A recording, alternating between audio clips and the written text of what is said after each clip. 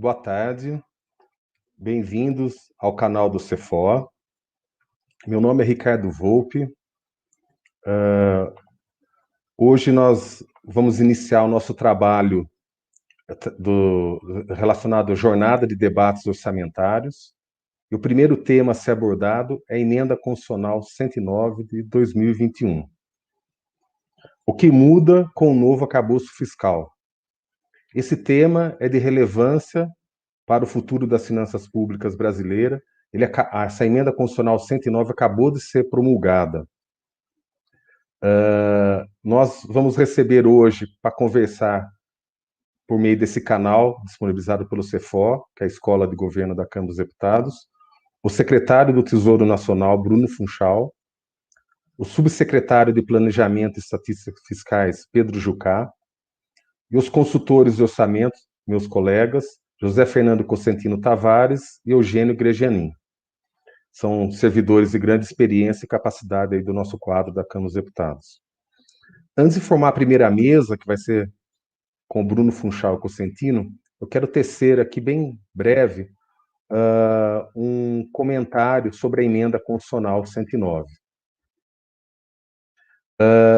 Em 2017, nós fizemos uma reunião na Secretaria do Tesouro, na época, então, Ana Paula Viscov, deputado Pedro Paulo, grupo de técnicos aí da Economia e da Câmara, né, para conceber medidas de correção, né, para evitar o risco de descumprimento da regra de ouro, que dessa discussão redundou a chamada PEC 438 de 2018, que previa medidas de contenção da despesa obrigatória. Com o agravamento da crise fiscal e o descumprimento, inclusive, da regra de ouro já em 2017, e no início do atual governo, em 2019, já estava à frente do secretário de Tesouro Mansueto, foi formado um novo grupo de trabalho entre os técnicos do governo e consultores e parlamentares. Inclusive, nós fizemos um trabalho aí dentro do Cefó, presencialmente, vamos chamar assim, em reuniões com parlamentares e consultores e técnicos do governo, para a gente tentar integrar, fazer um substitutivo à PEC 438, para integrar as regras fiscais, quais são? Regra de ouro, resultado primário, teto de gastos, e buscar, com um conjunto de medidas, promover o equilíbrio fiscal e fazer uma transição do teto vigente hoje para uma outra regra fiscal ancorada na dívida. O Pedro Jucá lembra bem dessas primeiras tratativas que nós fizemos, inclusive, no Ministério da Economia. Os demais colegas que estão na mesa também participaram desse grupo de trabalho. E nós fizemos dezenas de reuniões buscando essa saída fiscal, formamos 3 grupos de trabalho, e resultou em uma versão da então chamada PEC emergencial, uma versão desse grupo, que não é exatamente a PEC que tramitou no Senado, e outros 2 grupos apresentaram 2 versões de uma PEC estrutural, de forma a integrar as regras fiscais, que consta hoje nessa Emenda Constitucional 103, a previsão de uma lei complementar, dando esse novo arcabouço fiscal. Então, o resultado desse trabalho desse grupo, formado em parte por esses palestrantes que estão na mesa, redundou não no substitutivo da PEC 438, que já tinha passado na CCJ da Câmara, mas na apresentação, por questões políticas, no Senado Federal, da PEC emergencial e também da PEC da desvinculação de recursos, com conteúdo similar àquilo que a gente vinha discutindo. Então, a Emenda Constitucional 109, ela deriva da PEC emergencial e das discussões anteriores de parte desse grupo que está hoje aqui para fazer essa apresentação. Tem outros colaboradores, é óbvio, de uma emenda constitucional que foi discutida depois no Senado e depois na Câmara. Basicamente, a Emenda Constitucional 109, ela altera o arcabouço fiscal brasileiro, que é o tema de hoje, né, prevendo uma lei complementar que vai fazer a maior integração das regras fiscais, que nem hoje. O governo tomar algumas medidas, uma hora ele tem que pensar na regra de ouro, agora, para tomar novas medidas, mesmo por crédito extraordinário, estando fora do teto, ele tem que pensar na meta de resultado primário, que se vai comportar. Então, a gente está buscando, né, por meio dessa nova lei complementar, que está prevista na Constituição Federal, tratar dessa maior integração com vistas à chamada sustentabilidade da dívida. Outra mudança importante que ocorreu nessa emenda constitucional 109 é a questão do cômputo da despesa de inativos na despesa de pessoal. Isso resolve uma discussão jurídica da LRF no Supremo e também consideramos que é a origem de boa parte do desequilíbrio fiscal dos entes federados relacionado à despesa, descumprimento de limite de pessoal. Disciplina também o saldo duodecimal dos poderes. A emenda constitucional cria o chamado estado de emergência fiscal para a União, estados e municípios. No caso da União, ativa os gatilhos, né, do teto de gastos, né, as medidas de contenção, caso o comprometimento do teto esteja, da despesa obrigatória, atinja 95% do teto da União. Nesse caso, 95% aciona medidas de contenção. Esse assunto nós vamos tratar hoje de uma forma um pouco mais profunda, posteriormente. Para estados e municípios, o acionamento das medidas de ajustes é quando se apurado que a relação entre as despesas correntes e as receitas correntes do ente supera 95%. Então, tem o estado de emergência fiscal da União, ligado ao teto de gastos, esse ligado à despesa corrente e receita corrente para os entes federados, e também tem o estado de calamidade pública de âmbito nacional, que a União deve, quando decretado, né, o estado de calamidade pública, por exemplo, a gente está no momento de pandemia, se fosse decretado um novo decreto em 2021, seria adotado pela União o chamado regime extraordinário fiscal, com acionamento automático de algumas medidas de contenção, que basicamente são vedações e suspensões já previstas no teto de gasto. Também determina o plano de redução de benefícios e incentivos fiscais de até 2% do PIB no prazo de 8 anos. O governo vai ter que encaminhar em breve um plano de redução para 8 anos. Também isso já estava na PEC 438, dentre outros assuntos que eu já tratei anteriormente. Possibilita também o uso do superávit financeiro para pagamento da dívida até 2023. Nós também publicamos um estudo em torno aí de 150 bilhões, que está, em tese, o Tesouro vai atualizar melhor esses números, que poderia ser usado nos próximos exercícios para pagamento da dívida. Isso ajuda o governo, é uma medida importante nesse momento de déficit público, né, de cumprimento dentro da regra de ouro de mais de 400 bilhões de despesa corrente que são financiadas com emissão de título. E, por fim, assunto que não estava na época na nossa emenda constitucional, né, que a gente está discutindo, porque não existia nem, se deslumbrava a pandemia, é a questão que suspende algumas condicionalidades das regras fiscais para concessão do auxílio emergencial de 44 bilhões, pagamento que se iniciou agora em abril. Então, basicamente, de uma forma bem breve, são esses os temas que são tratados na emenda constitucional 109. Tem outros temas precatórios, eu não vou tratar aqui, mas esses são os temas ligados à questão do novo arcabouço fiscal, quer dizer, você tem um novo regramento futuro por meio de uma lei complementar que nós vamos ter que discutir, como também esse disciplinamento do estado de emergência fiscal para estados e municípios, que foi inserido na Constituição por meio da emenda constitucional 109. Eu passo agora, então, a palavra ao secretário Bruno Funchal, para ele iniciar a sua palestra. Obrigado, Volpe. Acho que você fez um bom resumo aí do que é a emenda constitucional 109, né? Abordou praticamente todos os pontos. Vamos tentar trazer um pouco mais, conectar com a nossa realidade, o porquê que isso é tão importante, e se aprofundar um pouquinho em números. E antes de mais nada, também te agradecer o convite de poder participar aqui desse evento, importantíssimo, né, para trazer cada vez mais informação, e nesse caso, essa emenda constitucional, ela trouxe muita coisa, e a gente acho que tem que trazer a sociedade, os técnicos digerirem tudo que está dentro desse novo marco. Quero mandar aí um abraço também para o Consentino, né, e para o Eugênio, fazer parte aí dessa mesa, e para o Pedro, que é do nosso time lá do Tesouro. Acho que todos têm muito a contribuir, vai ser um debate bastante interessante. Então, assim, o que eu procurei aqui trazer, né, para utilizar bem meus 15 minutos? Falar um pouquinho da atual situação fiscal, né? Por que é importante esse sinal dado pela PEC e todos os instrumentos trazidos por ela, né, pela Emenda Constitucional 109, e o que a gente espera de consequências a partir disso, né, a partir dessas modificações trazidas pela Emenda Constitucional 109. E o que tem de agenda futura, porque isso é mais um passo dentro do processo de consolidação fiscal. Tá? Então, vamos lá, como é que vocês compartilham isso? Tá bom. Eu vou aqui amplificar. Não sei se vocês estão vendo? Estão vendo, né?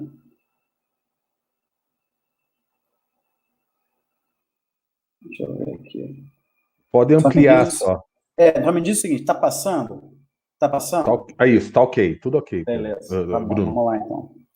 Então, eu dividi em 3 partes. Primeiro, dar um panorama da situação fiscal, né, os impactos da pandemia, e acho que o Volpe disse bem, ou seja, a gente está no processo de consolidação fiscal e é necessário mais um passo adiante, né, em termos de reforço institucional fiscal, mas, assim, é importante destacar que, dada a pandemia, esse passo se tornou cada vez mais relevante ainda. E eu vou mostrar para vocês um pouco dos números e por que isso esse avanço da emenda Constitucional 109 é importante. Falar um pouquinho desse novo arcabouço e depois uma agenda futura, ou seja, o que tem de continuidade de agenda daqui para frente. Então, esse aqui é o panorama do resultado primário, né, lá desde 97 até a projeção de 2023, e assim, a gente tem marcos super importantes, né, no processo de reorganização fiscal. Acho que o primeiro grande marco aqui, né, positivo, é o teto de gasto que aconteceu aqui, ó, vou botar um marcador aqui, que aconteceu aqui, ó, 2016, que a gente chegou e se aprofundou no déficit, chegou a 2,5% do PIB, e aí a trajetória de volta a ter superávit, ela começa a progredir, né, suavemente ao longo do tempo, e você tinha uma projeção que provavelmente em 2023, né, a gente poderia voltar para o superávit primário. O teto é um mecanismo super relevante, que traz credibilidade, porque ele te traz esse compromisso, né, de reduzir o déficit e voltar a ter um superávit num determinado número de anos. O problema é que a gente foi atingido pela pandemia e precisou fazer esse tanto de gasto, basicamente 8,5% do PIB de despesa, né, por conta da pandemia, e mais o que a gente já teve de frustração de receita por conta da queda do PIB, a gente teve um déficit de 9,5% do PIB. E é claro, né, a economia se retraiu e a gente agora tem que correr atrás desse prejuízo, mas todo o ponto é o seguinte: gastamos muito. Acho que um ponto importante gastamos muito. Esse choque, ele é temporário, né? A gente espera que esse ano seja o último ano da pandemia e a gente precisa voltar, e precisa trazer credibilidade que a gente vai reorganizar e voltar para o processo de consolidação fiscal e voltar a ter déficits bem menores, né, e olhar para tentar antecipar o déficit primário, então, o superávit. Então, se a gente imaginava antes da pandemia, em 2023, ter déficit, voltar a ter superávit, isso foi para 2026, 2027. Então, a gente precisa trazer novas regras e fazer um novo esforço para antecipar esse resultado, essa volta do superávit. E como é que esse déficit se refletiu na dívida? E, basicamente, a gente estava vendo uma trajetória crescente de dívida. Em 2019 para 2020, isso se estabilizou, mas aquele déficit no último slide de 9,5% do PIB se traduziu em dívida, né? A nossa dívida saiu de 75,8% do PIB para quase 90% do PIB. E esse salto aqui mostra cada vez mais uma importância de melhorar regras fiscais para que essa dívida seja estável e que ela decresça ao longo do tempo. Então, você tem uma trajetória de estabilidade e de decréscimo da razão dívida PIB, que é um indicador de risco do país relevante para quem coloca o dinheiro para quem compra título público, para quem olha o país, né, como um lugar para investir. Então, é importante medidas, né, para controlar essa trajetória, ou seja, trazer credibilidade sobre a nossa trajetória de dívida.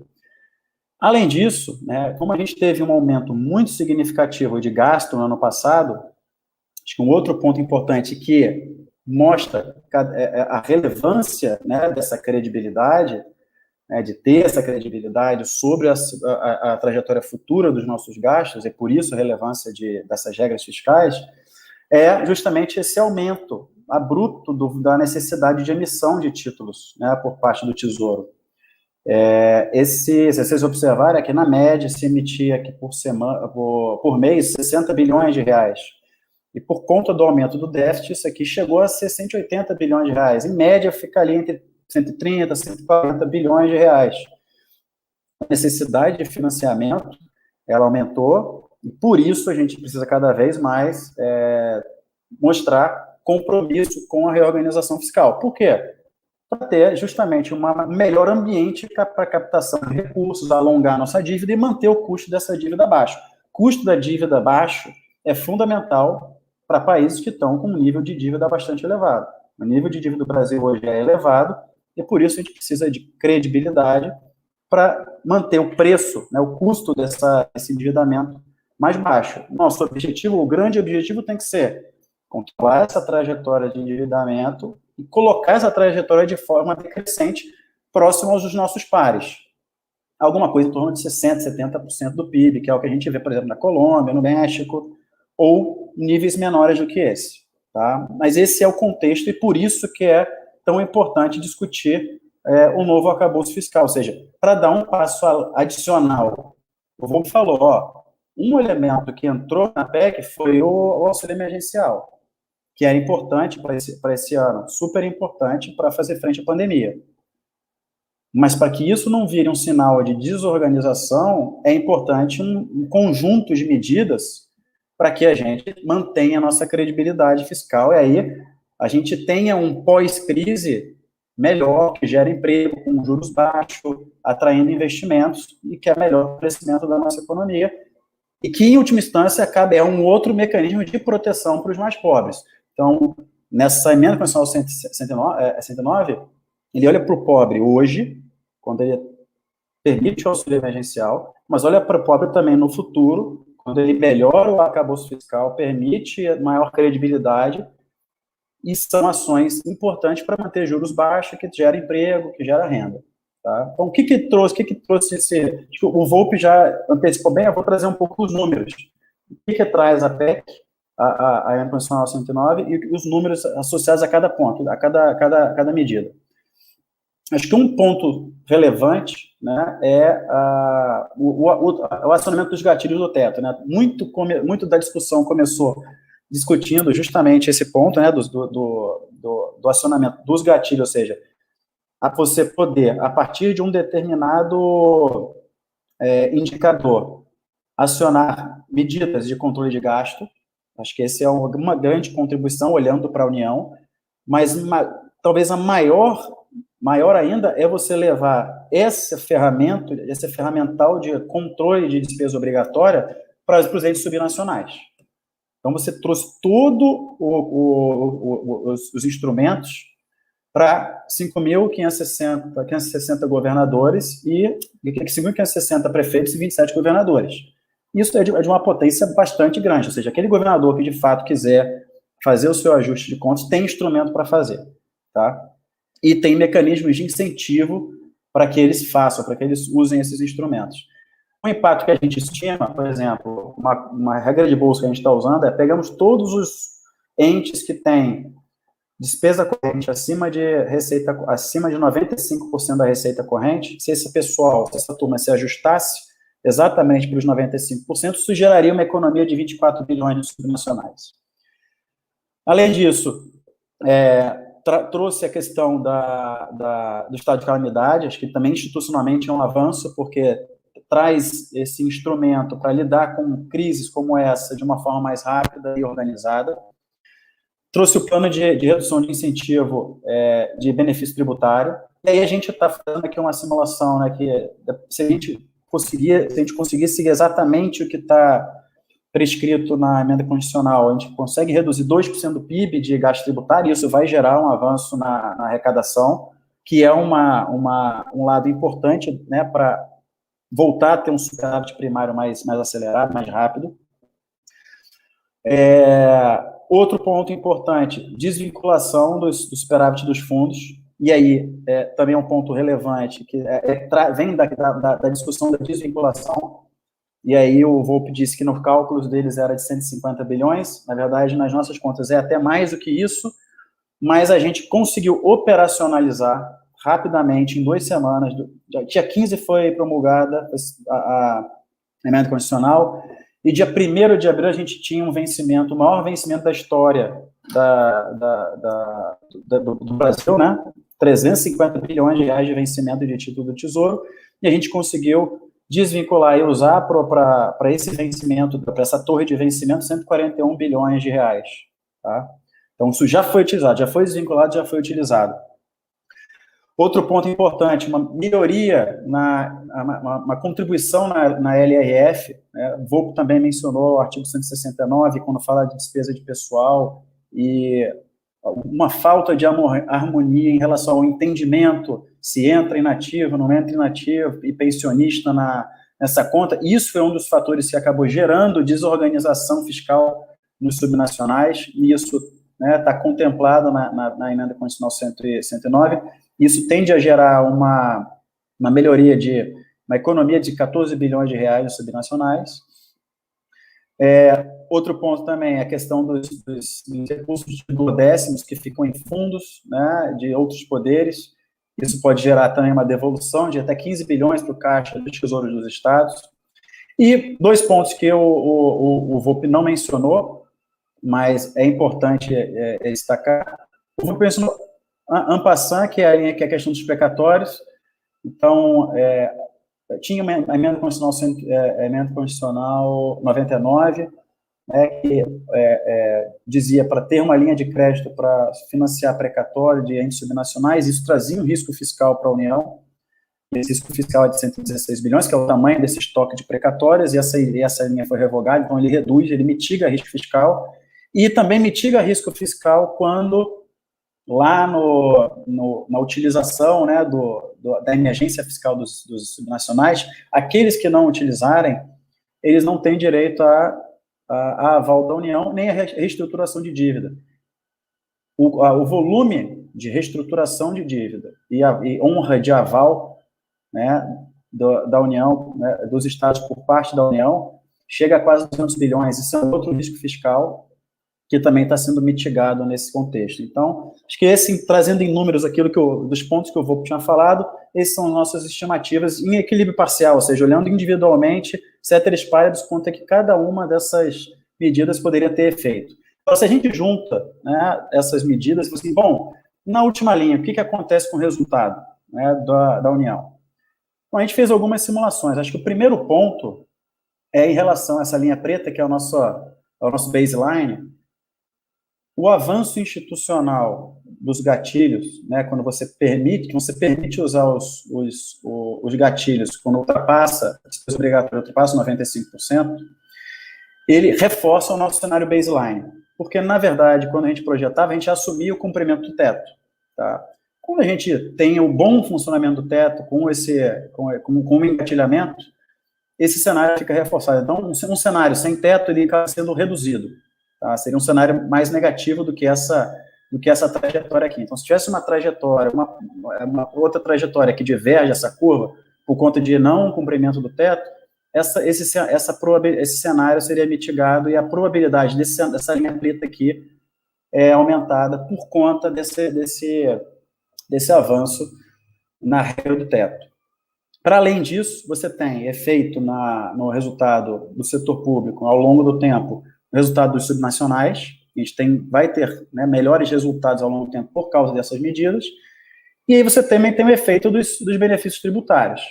E a gente fez 2 cenários. Um cenário mais conservador, supondo que os benefícios tributários, eles simplesmente não são renovados. Aqueles que vencem até 2029, os benefícios não serão renovados. Então, se isso acontece, a nossa dívida, ao longo do tempo, vai ter uma redução, e a gente ganha 2% do PIB nos próximos 10 anos de redução de dívida. Agora, se a gente segue exatamente como está, né, como o que está descrito na emenda constitucional, que é essa redução, né, 2% do PIB, linear, os próximos 8 anos, se a gente segue nessa linha de redução linear dos benefícios, aí assim a gente consegue colocar a nossa razão de dívida PIB para baixo. Então, isso aqui mostra um próximo passo de um processo de consolidação fiscal, quão importante é discutir gasto tributário. Então, a gente reduziria praticamente 13 pontos do PIB, dessa nossa razão de dívida PIB. Então, essa semente plantada na emenda constitucional 109, de redução de gasto tributário, ele é um elemento importante para controlar a razão de dívida PIB e botar de forma significativamente para baixo essa relação. Tá? Então, fazendo um resumo aqui, já finalizando, do principal, ou seja, de resultado, o que mais trouxe de contribuição a essa emenda constitucional? Redução de risco da condição da política fiscal, ou seja, você acaba reforçando o teto, reforça os gatilhos da União. Além disso, como você reforça o teto, você melhora a qualidade do gasto, né, porque você consegue travar a despesa obrigatória, ou seja, você implementa os gatilhos e trava a despesa obrigatória, aí você não permite a continuidade dessa compressão das despesas discricionárias, isso melhora o resultado para os subnacionais, reduz incentivos fiscais, e isso tudo, né, se a gente está no cenário conservador, antecipa o nosso superávit em um ano, a volta ao superávit em um ano, você está no cenário mais agressivo, que é aquele onde a nossa dívida cai mais rápido, você antecipa a volta ao superávit em 2 anos. Em vez de ter entre 26 e 27, passa a ser entre 24 e 25. Então, esse é importante para ser colocado. E continuar em termos de agenda futura, o avanço que já teve, e aí principalmente esse do arcabouço fiscal é importante, mas a reorganização fiscal é um processo. Então, é importante ter avanço. E aí os próximos avanços, talvez os principais, reforma administrativa, que trata dessa trajetória de despesa futura, e reforma tributária, que trata de produtividade, e certamente seria um grande avanço aí pelo lado da receita, porque você, aumentando a produtividade, você cresce mais, você gera mais receita, e tende a contribuir para o fiscal, você gera um círculo virtuoso contribuindo para o fiscal. Eu acho que é isso, acho que eu vou interromper aqui o meu compartilhamento, e aí agradeço o espaço, e volto a palavra aí para vocês, à disposição. Obrigado, Bruno. Eu sei que a sua agenda hoje está complicada por causa da LDO 2021, né, que o governo, inclusive, está fazendo agora o anúncio, né? Exato, vou até voltar para lá. Então, agradeço imensamente a disponibilidade. Queria fazer uma pequena observação. Além desse mesmo grupo, é o mesmo grupo que também trabalhou no teto de gastos aqui, que está na mesa, né? Por coincidência, né? Desde aquela época a gente está junto nesse debate, a gente espera que poder ainda avançar e contribuir ainda mais, né? Eu queria pedir, Bruno, se é possível a gente disponibilizar aqui pelo Cefora a apresentação, aí já está autorizada. Eu queria agradecer aí o deputado Mauro Benevides, né, que está acompanhando a nossa live, né, ele é um grande parceiro nosso nesse debate das questões fiscais, né, o secretário agora lá no Ceará.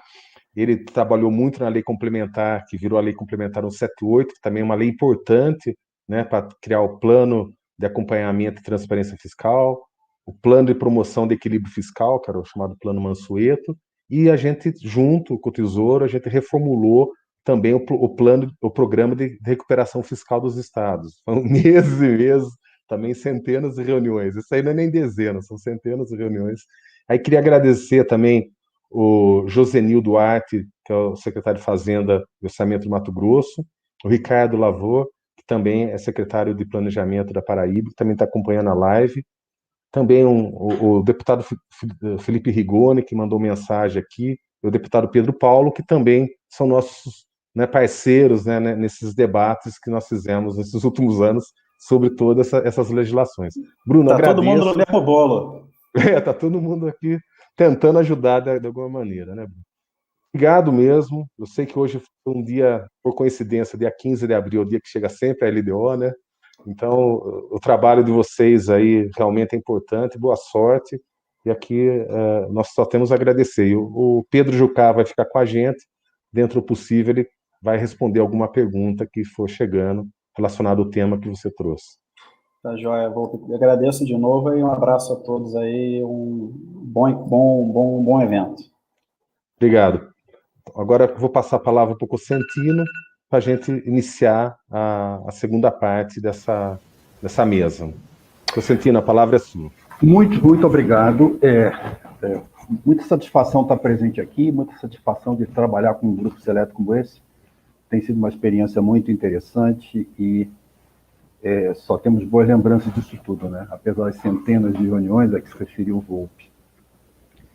Bom, saiu finalmente, quer dizer, 20 anos mais tarde, 20 anos depois da LRF, 4 anos depois do teto de gastos, temos aí uma nova emenda constitucional que mexe com os arcabouços fiscais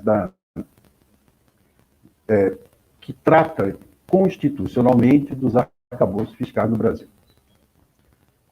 Era uma emenda muito esperada e que estava dentro da lógica do atual governo, cujo lema era desvincular, desobrigar, desindexar.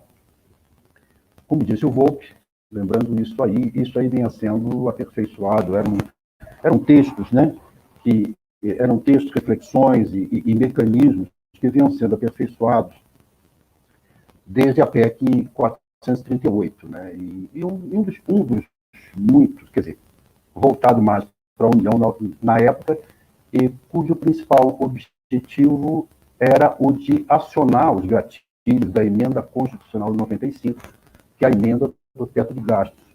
Quando se percebeu que havia dificuldades de várias ordens, ou até quase uma impossibilidade daqueles gatilhos serem acionados, e que levaria algum tempo para que isso acontecesse, foi concebida uma ideia, uma estratégia de que se vincularia o acionamento daqueles gatilhos, que basicamente são contenções, são regras de contenção de despesas obrigatórias, à medida em que a União descumprisse a regra de ouro. A regra de ouro diz que o setor público só pode se endividar para fazer despesa de capital, e não era isso que vinha acontecendo. Não faz necessário, evidentemente, como assinalou aí mesmo o Bruno Funchal, a demanda por empréstimos do setor privado, a colocação de papéis, tinha que aumentar, né?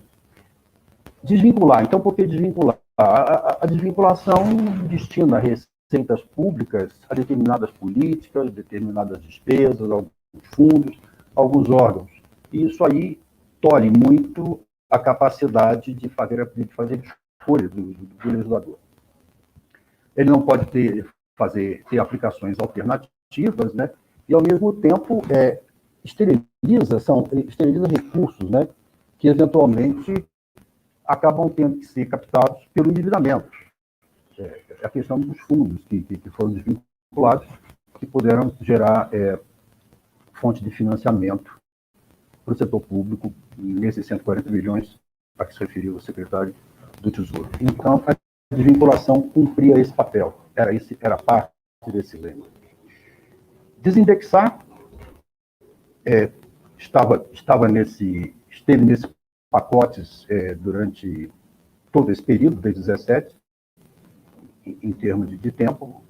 O teto é de 16, as reflexões novas começaram em 17. Desindexar significa eliminar a proteção que categorias de despesa ganharam com a Constituição. Proteção contra a inflação, contra a perda de valor real com o passar do tempo, né? E desobrigar era evitar com que as despesas obrigatórias crescessem ou tentar diminuí-las para que se abrisse um espaço no teto, já tinha sido adotado como âncora fiscal no Brasil, abrir espaço para que dentro desse teto você pudesse ter, dentro desse espaço do teto, você pudesse ter novas iniciativas, pudesse fazer investimento e não deixar que essas despesas obrigatórias consumissem toda a capacidade de ação do Estado, né? O diagnóstico recente, e já veio esse diagnóstico da EPP Gasto, e foi pensando em que talvez o teto pudesse estimular a redução das despesas obrigatórias, que ele foi feito. Daí, a reforma da Previdência seguiu e depois faltaram iniciativas novas, né? Nesse sentido.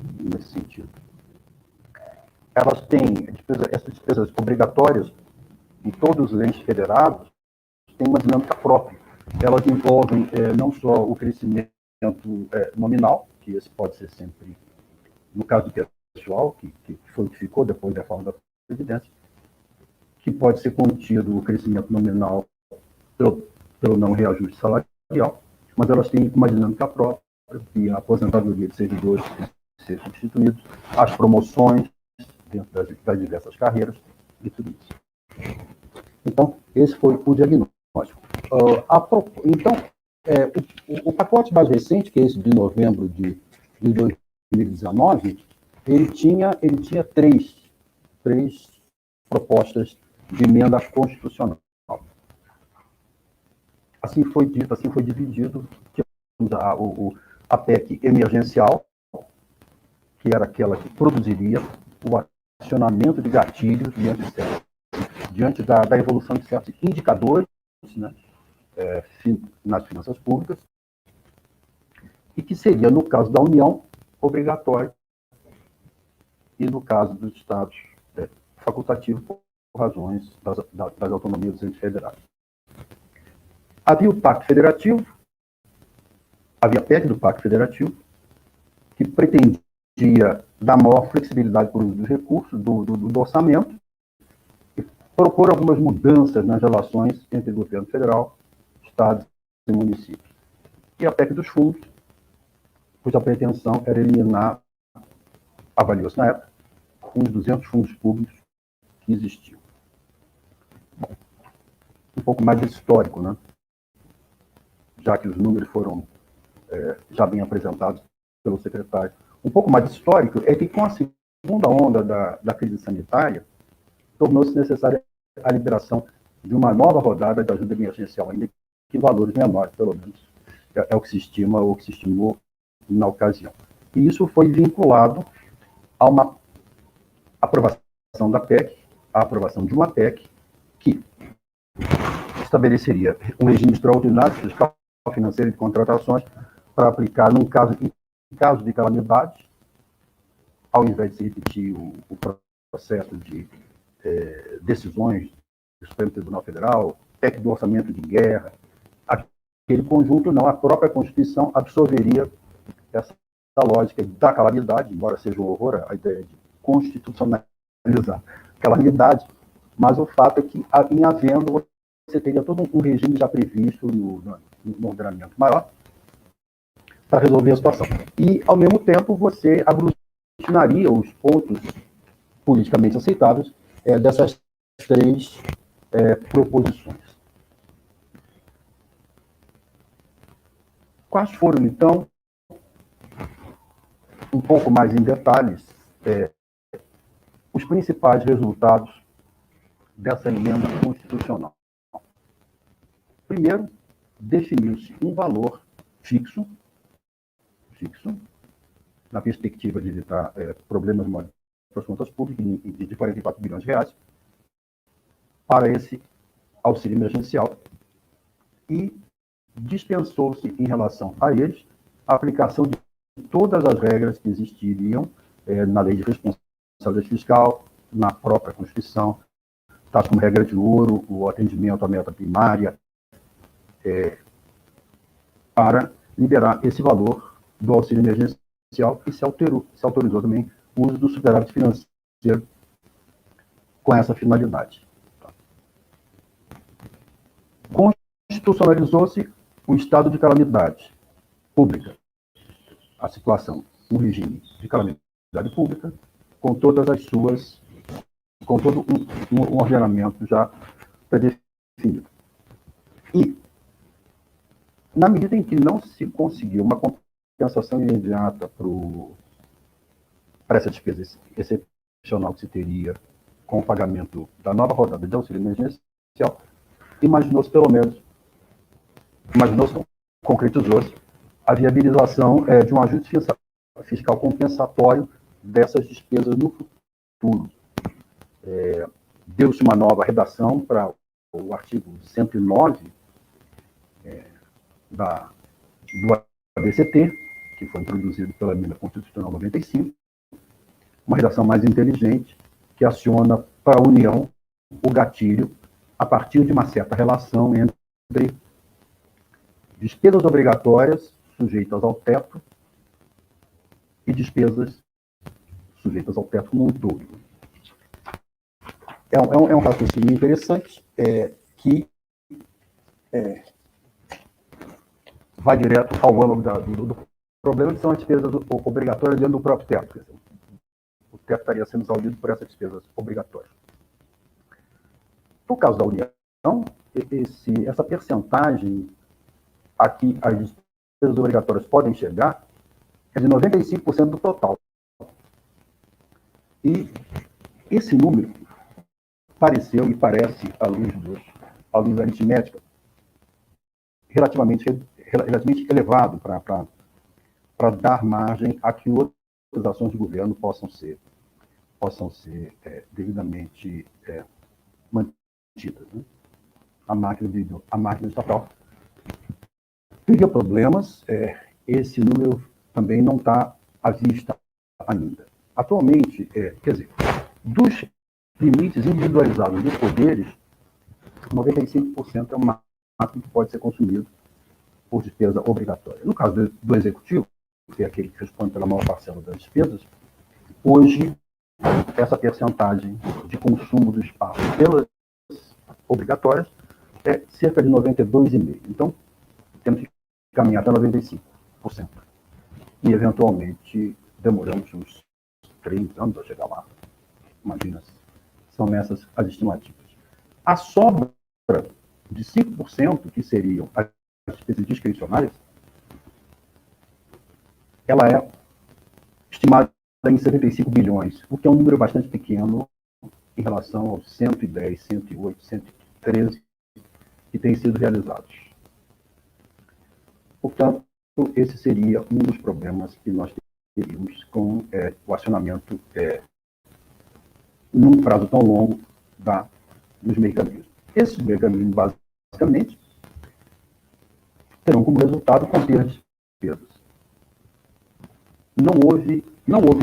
É interessante a gente comentar também aquilo que a PEC não conseguiu fazer e que estava nos planos iniciais dos grupos que mexeram com isso, como sendo medidas, algumas extremas, eventualmente, né, que a gente poderia lançar mão numa revisão constitucional com essa finalidade.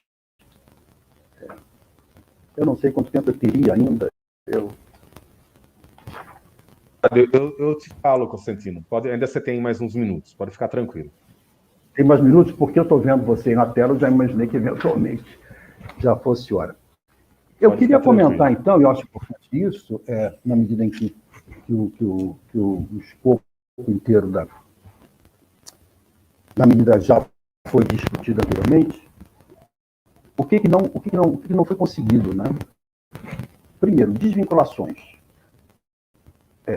Elas não foram eliminadas do arcabouço fiscal brasileiro. Na medida, inclusive, quando se regula o fundo público, para aqueles que têm cópia da emenda em mãos e possam ler, quando se proíbe a criação de novos fundos, há uma referência à proibição de criar fundo público, porque desde que haja receita que se possa vincular a esse fundo. Então, a noção de vinculação, ela continua lá. Um outro aspecto que não foi tocado, que foi muito discutido, muito comentado, e que criou um certo estresse, é a questão da redução da jornada dos servidores públicos, que poderia ser até de 25%. Isso aí acabou não acontecendo, e essa teria sido uma medida que reduziria realmente, de imediato, assim seria o futuro, reduziria de imediato as despesas obrigatórias. Né? Terceiro, houve a ideia, e chegou a ser proposto, que houvesse suspensão nas progressões e promoções de servidores. Isso aí também não aconteceu, não foi acobertado, não foi incluído na emenda. Outro aspecto importante que afeta principalmente as unidades subnacionais é a proibição de reajuste de remuneração de pessoal por decisão administrativa. Outra coisa que não foi feita também, que a União aplica isso muito, está nas suas regras de gestão fiscal, é o contingenciamento do orçamento dos poderes autônomos das esferas de governo subnacionais. A União torna a solidariedade dos poderes. Isso não acontece nas unidades subnacionais. Havia também, nas propostas originais, isso teria sido muito bom se tivesse acontecido, que estava na PEC dos fundos, a proposta de extinção automática dos fundos, cuja preservação não fosse aprovada em lei. Cada fundo teria que ser submetido a uma avaliação e teria que ser aprovada uma nova lei para manter os preservados. Outro assunto que também é esse mais polêmico, evidentemente, que transitou nessas diversas medidas foi a hipótese da criação de um Conselho Fiscal da República, em que nós teríamos ali os três poderes reunidos para, digamos assim, torná-los todos sensíveis às limitações fiscais dos níveis de governo, de maneira a que decisões não fossem tomadas que pudessem trazer problemas para as contas públicas. Né? Havia, por fim, dentre as mais importantes, a proibição de concessão de garantia pela União para estados e municípios. Isto aí também não foi adotado deste jeito, como se pretendeu, ou como se colocou em propostas anteriores. No caso de estados e municípios, eles estão agora sujeitos à possibilidade, é uma faculdade que lhes foi dada, de adotar as mesmas, estão sendo incentivados, digamos assim, mas não estão sendo obrigados, a adotar as mesmas medidas que a União poderá adotar e que estão listadas no artigo 167-A. O único risco que eles correm é que, no caso de suas receitas correntes superarem 85% ou 95% das despesas correntes, superarem 85% ou 95% de suas receitas correntes, eles perderiam, caso não adotem essas medidas, né, eles perderiam a garantias da União em empréstimos que teriam obter e perderiam também o direito de tomar empréstimos dentro de operações financeiras que são administradas pela própria União ou pelo Estado, no caso dos municípios, mas isso não é uma coisa muito frequente. Bom, eu acho que então, diante do tempo esgotado, eu paro por aqui.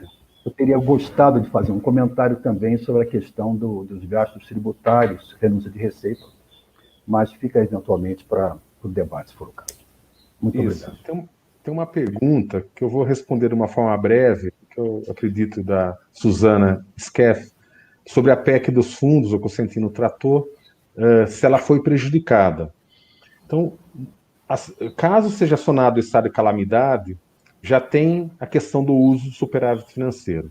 E até 2023, como eu falei inicialmente, o Bruno falou, o próprio Cosentino, permite que a União use o superávit financeiro dos fundos. Tá? Acredito que, nesse momento, a discussão está suspensa, mas, para um futuro, essa discussão pode ser que seja necessária, inclusive, dada o prazo até 2023 de uso desses fundos. E eu acho que quando ela for voltar, ela vai ganhar uma nova envergadura, que é essa questão da desvinculação. Aquilo que estava previsto inicialmente no artigo 67, 69, 67 da Constituição Federal nas vedações, tinha tanta lista de exceção que, acertadamente, até, no meu ponto de vista, o PDT fez um destaque e retirou o artigo da discussão, porque se fosse para ficar constitucionalizando aquele rol de exceções, é melhor deixar para um outro momento a discussão da desvinculação, né? Mas a gente não vai avançar muito, Costantino. Na próxima oportunidade a gente avança um pouquinho nessa questão dos fundos. Eu vou passar um pouquinho a palavra para o Eugênio e para o Pedro Jucá, que é a outra mesa, e aí voltando, a gente, dando um tempinho, a gente trata um pouquinho mais dessa questão do plano de revisão de renúncias fiscais, e eu passo a palavra para você, tá bom? Então, podemos formar outra mesa, por favor? Então, sem muito delongas, vamos chamar assim, eu vou passar para o Eugênio. Eugênio, você se encontra? Eu não estou visualizando o Eugênio. O Eugênio caiu, será a conexão dele?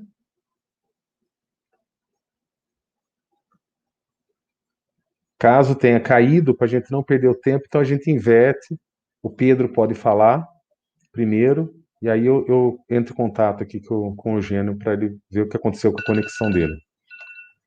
Pedro, você pode começar, por favor? Perfeito, Volpe. Podemos sim. Deixa eu só... vou fechar a porta aqui, eu vou começar um momento. Sem problema.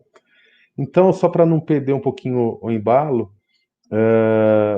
essa questão do plano de revisão que o Costantino gostaria de tratar, a gente vai buscar ao final tratar, tá? Acho que ele é bem relevante. O próprio Bruno mostrou a importância, né, de também tomar medidas, não só pelo lado da despesa obrigatória, que é necessário, mas também pelo lado da receita.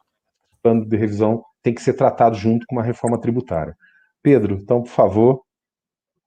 Não, perfeito, Volpe. Prazer estar aqui, agradeço o convite.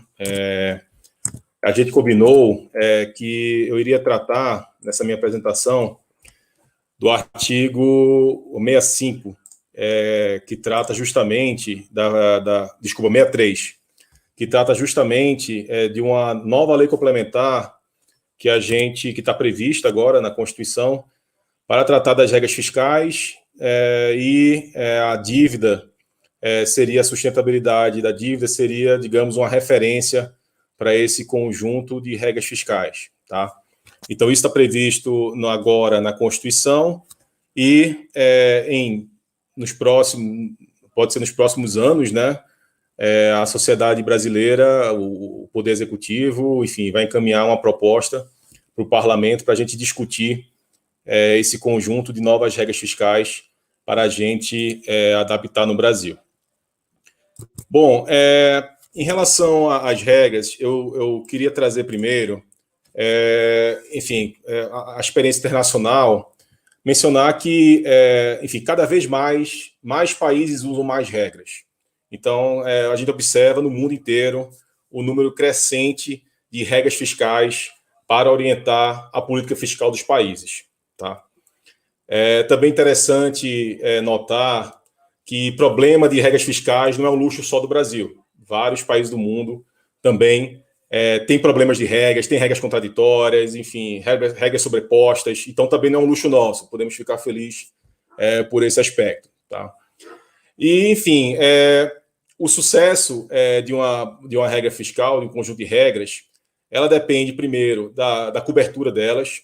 Então, quanto mais ampla a cobertura, inclusive, por exemplo, para pegar operações quase fiscais, operações por fora do orçamento, desonerações, subsídios implícitos, quanto maior a cobertura, mais o governo vai ter sucesso em conseguir aplicar a regra, e essa regra vai ter efetividade, tá?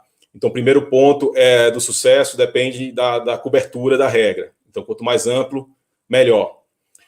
O segundo ponto é a gente, nas regras, tentar construir o que se chama amortizadores, né, para que, em momentos de crescimento econômico, a gente consiga poupar mais, para justamente ter mais recursos para enfrentar períodos de recessão. A volatilidade econômica é algo que faz parte da natureza do capitalismo. Países têm crescimento forte, entram em crescimento robusto, depois entram em recessões. Países emergentes, como o Brasil, têm esses ciclos econômicos mais pronunciados. Então, você criar um certo incentivo para poupar em períodos prósperos, para gastar em períodos recessivos, é sempre bom. Em terceiro lugar, tem toda uma discussão sobre calibragem de limites apropriados. Tá?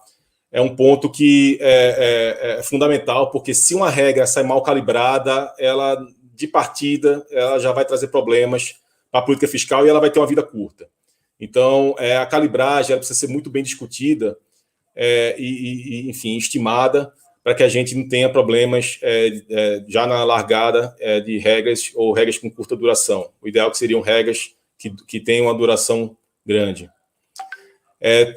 Quarto ponto, cláusulas de escape, que a gente chama, que é em que condições o governo ele se permite não cumprir com determinadas regras. Por exemplo, em vários países do mundo, e aí, enfim, tem toda a literatura que busca justamente essa flexibilidade. Se um país passa por algum desastre natural, calamidade pública, enfim, é preciso ter válvulas de escape já previstas na regra para te liberar de cumprir ela automaticamente, sem precisar passar novas regras pelo parlamento, automaticamente as cláusulas de escape já para livrar o governo da obediência desses limites.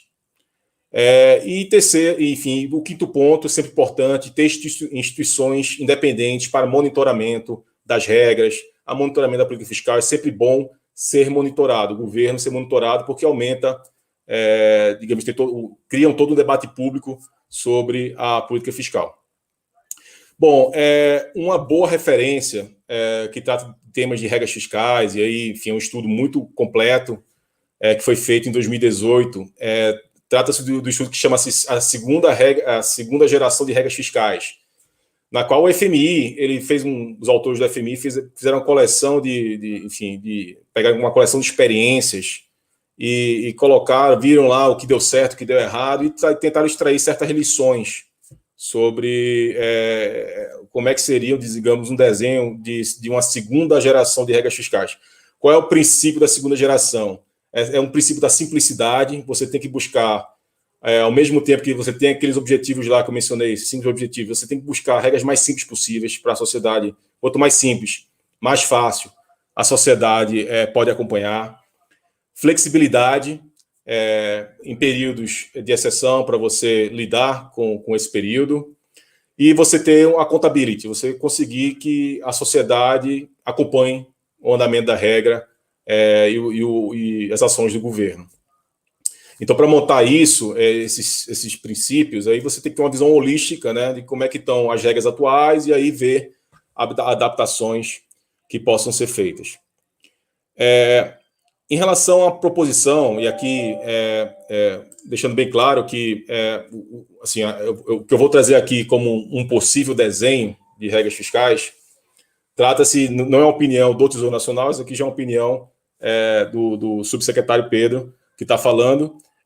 Há um texto de discussão do Tesouro Nacional sobre esse tema, por vários autores, analistas do Tesouro Nacional, na qual o Tesouro discutiu e propôs princípios para esse novo conjunto de regras que a gente pode ter no Brasil. Tá?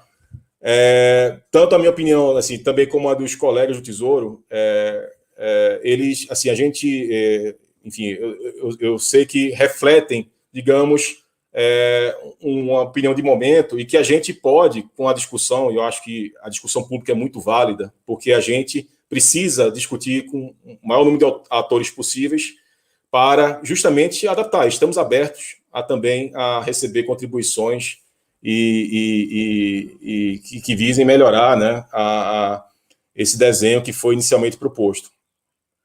Então, só para dar referência, tem esse texto, então, que os técnicos do Tesouro Nacional fizeram. O texto de discussão do Tesouro Nacional foi publicado em 2019 sobre esse possível novo desenho de regras fiscais. E eu também, em coautoria com o meu coordenador-geral, Rafael Araújo, a gente fez também um capítulo no livro de Fábio Jambiage, o livro chamado O Futuro do Brasil. E a gente também escreveu um capítulo na qual a gente faz uma proposta de regras fiscais para o Brasil. Bom, então, qual é a lógica da proposta? Então, primeiro, a gente acredita que na estratégia fiscal a gente ainda está no período em que a dívida está subindo. Então, a gente tem que fazer uma regra, assim, pensar em 3 períodos diferentes para a estratégia fiscal. Primeiro, a gente tem que estabilizar a dívida. Então, a gente tem que estar na fase na qual a dívida está subindo. Então, primeiro, a gente tem que tornar a política fiscal sustentável. Tá? A segunda fase precisamos retomar a dívida pública para um patamar prudente. E em terceiro, que seria, digamos, a terceira fase, seria como é que a gente mantém a dívida em torno dessa área prudente para conseguir trabalhar com choques econômicos que possam vir. Tá? Então, separando essas 3 fases. A primeira fase, a gente acha que a regra do teto dos gastos, seguir como ela, a gente vai conseguir estabilizar a dívida. Então, a gente já tem simulações, temos a regra do teto, ela vai trazer essa dinâmica na qual a despesa, como proporção do PIB, ela vai cair levemente ao longo do tempo e as receitas vão se manter como proporção do PIB. A gente vai conseguir estabilizar a dívida em 2025, 2026. Tá? Então, a regra do teto ela vai garantir no médio prazo que a gente consiga estabilizar a dívida pública. Aí vem, enfim, antigamente, quando a regra do teto foi lançada, a gente imaginava que a gente já iria colocar a dívida com trajetória declinante a partir de 2023. Enfim, já teria a dívida com a trajetória declinante. Infelizmente, veio a pandemia e terminou que, enfim, o que a regra do teto, preservando ela da forma como está, ela vai entregar uma dívida estável em 2026. E aí, em 2026, a partir de 2026, por coincidência também, a regra do teto prevê uma atualização da sua indexação. Enfim, então a regra do teto, só para relembrar, ela fixou a correção das despesas primárias pela inflação nos primeiros 10 anos, e os 10 anos seguintes, o Poder Executivo iria mandar uma nova proposta para o Parlamento. Então, a partir de 2026, a gente poderia trazer esse novo conjunto de regras para trabalhar com essa segunda fase, na qual a gente precisa que a dívida venha a ter trajetória declinante para níveis prudenciais. Então, como é que seria essa lógica? Então, primeiramente, a dívida ela vai entrar como uma referência para a política fiscal. É a principal referência, a âncora da política fiscal, certo? E aqui eu queria separar 2 discussões. O que é limite de dívida e o que é uma referência de dívida, certo? Limite de dívida, ela está inclusive prevista na LRF, e a LRF trouxe o conceito de dívida consolidada para estabelecer limite, que seria realizado por meio de uma resolução do Senado que até agora não foi aprovada. Tá? Isso seria o limite máximo de dívida. O que a gente quer nesse desenho não seria um limite, mas uma referência. Ou seja, qual é a dívida que você vai ter como referência, certo? Ela pode, por acaso, ultrapassar essa referência. Enfim, mas...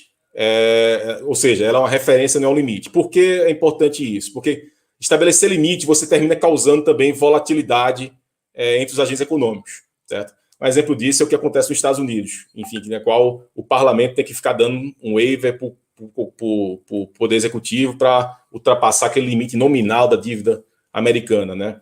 Então, isso, na nossa visão, vai trazer uma rigidez não necessária para o arcabouço fiscal. O ideal seria trabalhar uma dívida como referência. O segundo ponto assim, aqui são temas de discussão, tá? Não tem, assim, eu só vou lançar aqui, talvez eu tenha até mais perguntas do que respostas aqui para apresentar para vocês. Mas, enfim, qual o conceito de dívida que a gente vai usar?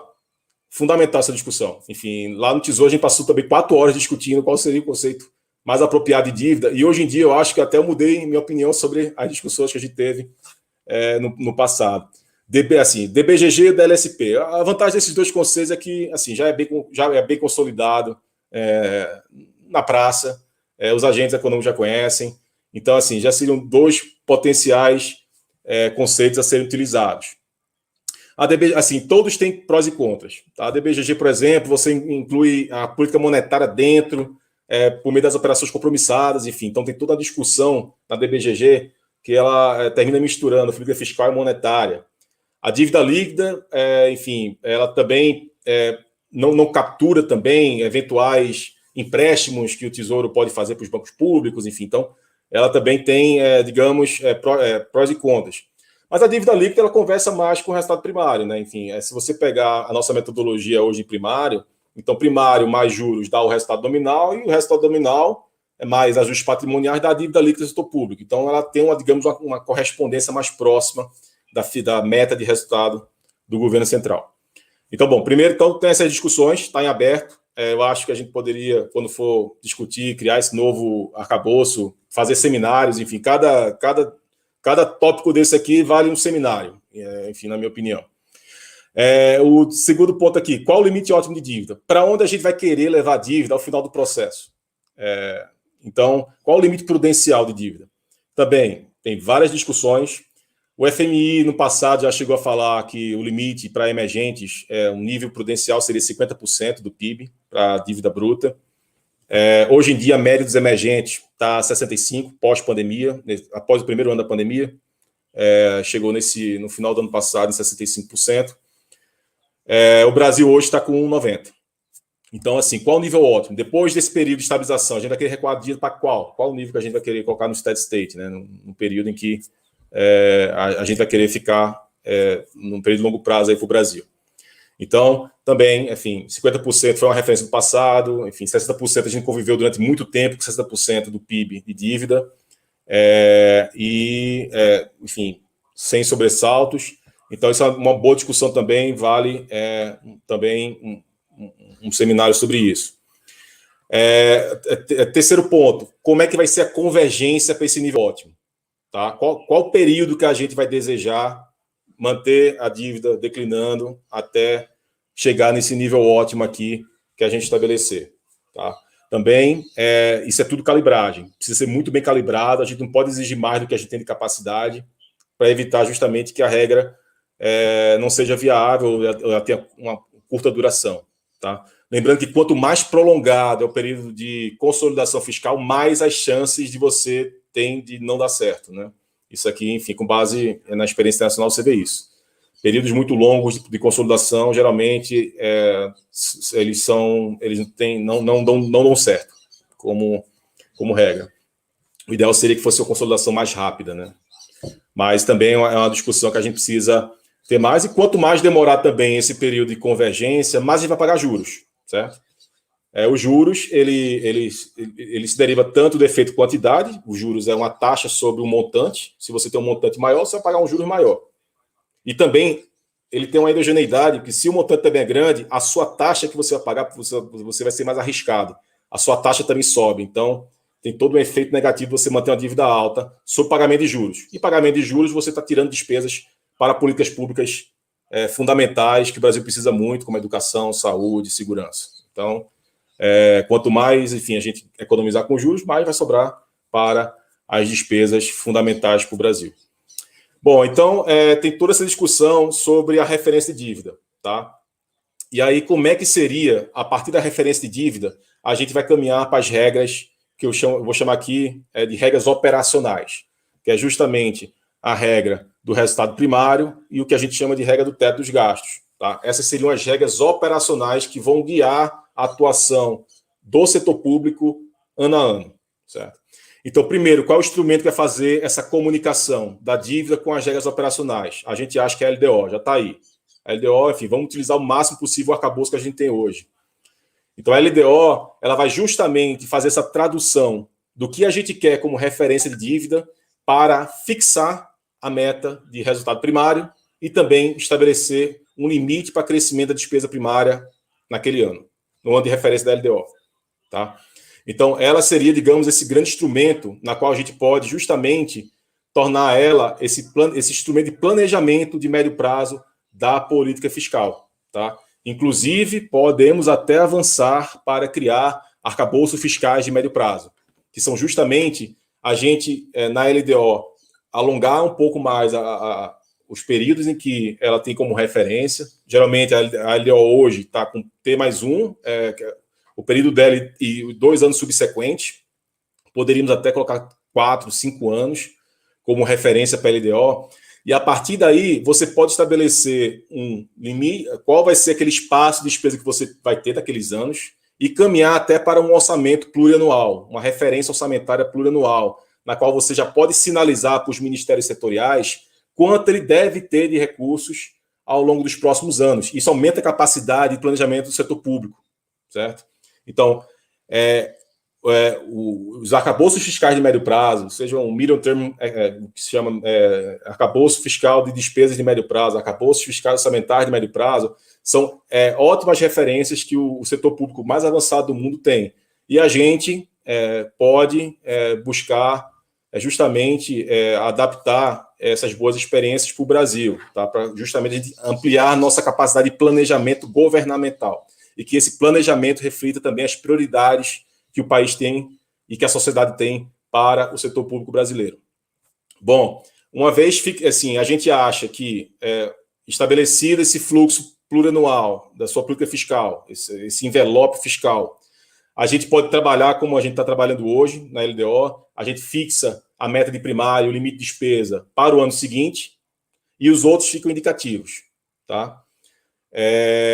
E esse sistema de base rolante. No próximo ano, você já fixaria o ano seguinte, enfim, e aí aumentaria o período de referência. Então, poderia se colocar, digamos, um arcabouço com bases rolantes para tratar do médio prazo. Aí, como é que a gente traduz, e aí tem toda também uma discussão riquíssima sobre como é que se traduz referência de dívida para a calibragem da meta de primário. E aí o ideal seria que você, e aí tem vários fatores patrimoniais que alteram sua dívida, que é uma variável de estoque, que você não quer que esses fatores influenciem na calibragem do primário. O ideal seria que a calibragem do primário, para aquela referência de redução de dívida que você queira, seja estritamente do esforço fiscal que o governo tem que fazer. Se, por exemplo, o governo vai vender reserva, se o governo vai receber de volta dinheiro que emprestou para os bancos públicos, isso não vai influenciar a sua calibragem do resultado primário. O ideal seria excluir esses fatores patrimoniais e calibrar o resultado primário na sua referência de dívida apenas por fatores de esforço fiscal que o governo tem que fazer. Tá? Da mesma forma, para a calibragem do teto dos gastos, o ideal que o teto dos gastos tivesse um limite superior, um limite superior equivalente, por exemplo, ao produto potencial do Brasil. Assim, quanto é que o Brasil vai crescer nos próximos 2 anos e meio? Porque se a despesa cresce acima do produto potencial, significa que num médio prazo você vai ter que aumentar a carga tributária. Enfim, você pode até aumentar a carga tributária, mas tem um limite isso. A gente já está com a carga tributária, uma das maiores cargas tributárias entre os emergentes do mundo. O Brasil está... A gente, inclusive, publicou mês passado a carga tributária que fechou ano passado 32% do PIB. Caiu 1 ponto percentual por causa da crise. A América Latina, em média, tem 23%. O Brasil tem 10 pontos percentuais do PIB acima de carga tributária, que é a média dos países da América Latina. Então, se você permite que a despesa cresça acima do seu produto potencial, implicitamente você está permitindo que você vai precisar que a carga tributária cresça para fechar a conta. Enfim, do resultado que você precisa fazer. Então, sobre regra de primário e despesa, seria essas observações. Existe também um outro tema também que mereceria também 4 horas de um seminário. Vamos trazer o ciclo econômico para dentro das nossas regras fiscais, ou seja, a gente vai trazer o que se chama de resultado primário estrutural para o nosso arcabouço. Por exemplo, em períodos de prósperos, você força o governo a fazer uma poupança maior, e em períodos de recessão, você permite que o governo gaste mais. Então, esse ajuste ao ciclo é desejado, certo? Como regra geral, porém, ele traz muita complexidade ao arcabouço. Então, tem um trade-off, tem um dilema aí. Queremos simplicidade ou queremos, digamos, uma regra mais completa que que justamente a gente queira buscar essa estabilização da política fiscal. Bom, e aí, a partir daí, enfim, ao você sinalizar que, por exemplo, o governo, uma vez fixado a meta de primário e teto dos gastos, o que ele tem que perseguir é aquilo. A dívida, ela se viu como referência para calibrar essas regras operacionais. O que o governo vai ser cobrado legalmente é para cumprir com o primário e com a regra do teto. E se não cumprir com o primário e a regra do teto, a gente tem justamente os mecanismos de correção, aciona gatilhos. E os gatilhos já estão, inclusive, já lá na mudança que a gente fez no artigo 63 da Constituição, já consta lá os gatilhos que pode estar vinculado com esse novo sistema de regras fiscais. Tá? Então, Pedro, a ideia é, em vez de sair da cobrança do gestor de plantão, por não conseguir, se por acaso, não vou conseguir cumprir o primário. Você pode até não conseguir cumprir o primário. Agora, no ano seguinte, você vai ter que acionar os gatilhos, que são mecanismos de correção para a sua política fiscal voltar para ter conformidade. E, por fim, a discussão sobre cláusulas de escape. Certo? Em que circunstâncias a gente vai permitir que o governo, não tenha aquele limite para cumprir na sua política fiscal. Tá? E aí, enfim, você pode estabelecer uma recessão superior a X%, uma calamidade pública, enfim, em que circunstâncias a gente vai tratar das cláusulas de escape. Então, eu não sei se eu já devo ter passado... Passou bastante. já fui tolerante. Enfim, bom, saiu essas observações sobre o que a gente tem em mente quando discutir o arcabouço de regras fiscais. Mais uma vez, estamos muito abertos para promover essa discussão mais ampla possível e a gente conseguir fazer um desenho que busque mais convergência, assim, uma convergência mais ampla com todos os atores da sociedade. Eu acho que foi ótimo aí para entender a complexidade dessa lei complementar e a importância dela no futuro. Tanto é que no nosso grupo, quando a gente discutiu os dois modelos que a gente queria, a gente optou de pôr um texto, uma lei complementar e definir para a gente depois discutir, que era tão complexo. Imagine para a política entender isso se seus técnicos ainda não tinham condições de fechar esse arcabouço, né? Deixamos para a lei complementar, que você trouxe bem. Eugênio, por favor, pode começar. Tá. O som tá bom aí? Tá ouvindo? Tá ótimo. Tá ok. Bom, boa tarde a todos. Queria agradecer ao CEFOR pelo convite, saúde dos demais colegas e os que acompanham, né, esse evento. O Pedro colocou bem, essas normas fiscais vão sendo aperfeiçoadas, né, e formam uma espécie de patrimônio jurídico, né? E o papel das normas fiscais é dar segurança, modular mandatos, também muito importante, né, porque tem essa tendência do governante de maximizar o seu mandato. Ele encontra, então, regras fiscais pela frente. Sem elas, apesar de todas as críticas que se fazem às regras, eu também farei algumas, a situação estaria pior, acredito. Você está trabalhando com normas e regras fiscais já há muitos anos, e percebe como são difíceis, de difícil aprovação. Evidentemente que normas que aumentam despesas, elas são facilmente aprovadas, ou que reduzem receita. Mas normas de disciplina fiscal são de difícil tramitação.